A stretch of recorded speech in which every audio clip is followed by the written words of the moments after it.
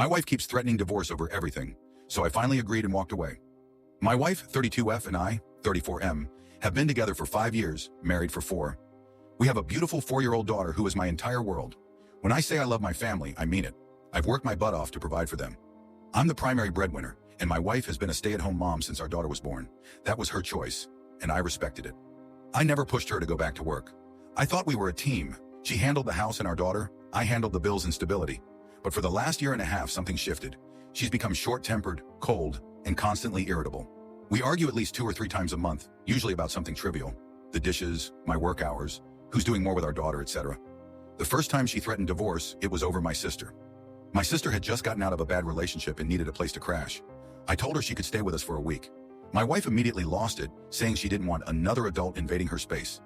I reminded her that a few months earlier, her best friend had stayed with us for 5 weeks without paying for food or utilities and barely cleaning up after herself.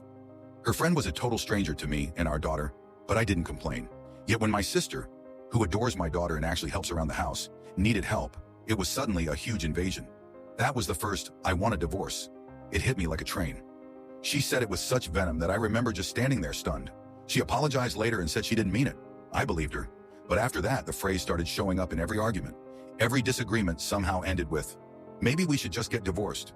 You're impossible to live with. I can't do this anymore." It got to a point where divorce became her go-to weapon whenever she was upset. I suggested therapy. She said she didn't need therapy, that I was the one with the issues.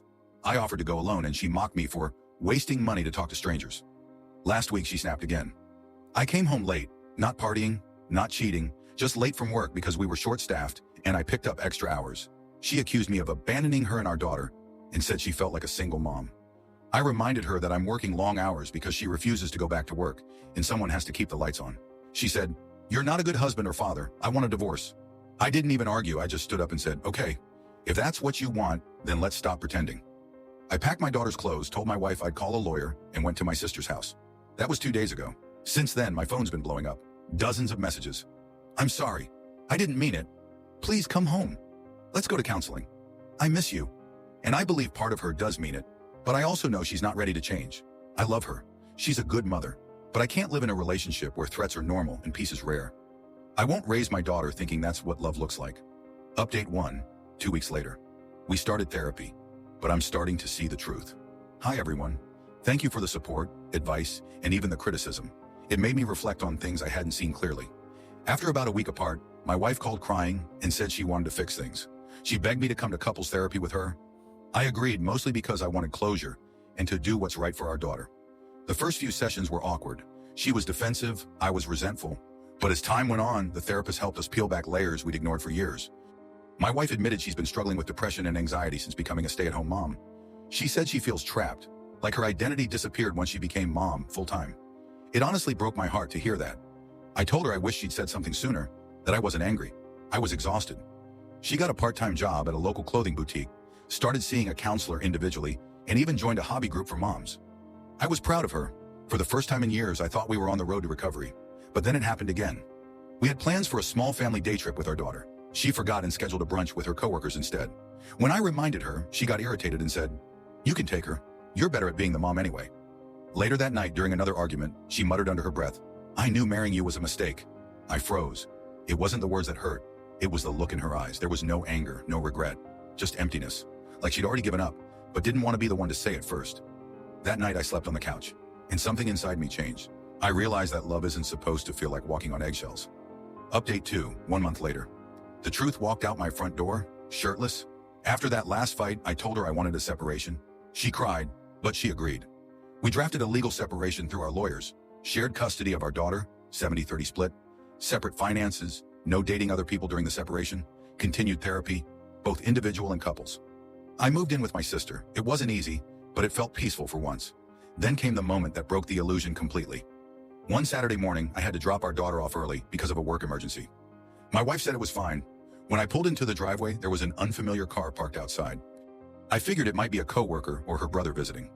I rang the doorbell. A shirtless man answered. He looked confused. Who are you?"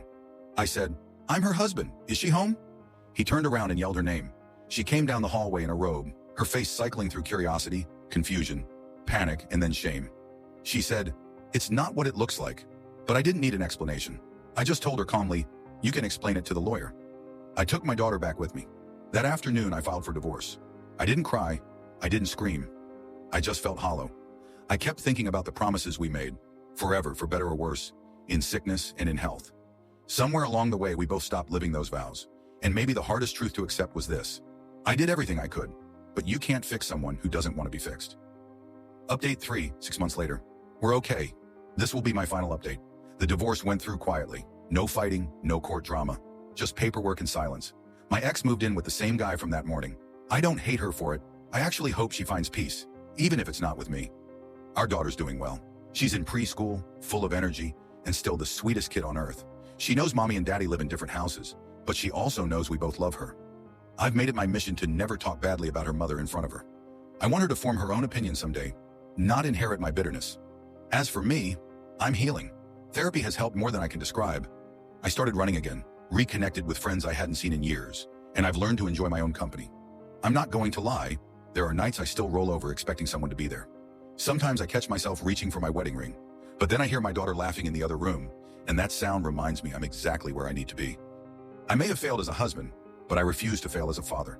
If there's one thing I've learned, it's this: peace is worth more than pretending, and sometimes walking away isn't giving up.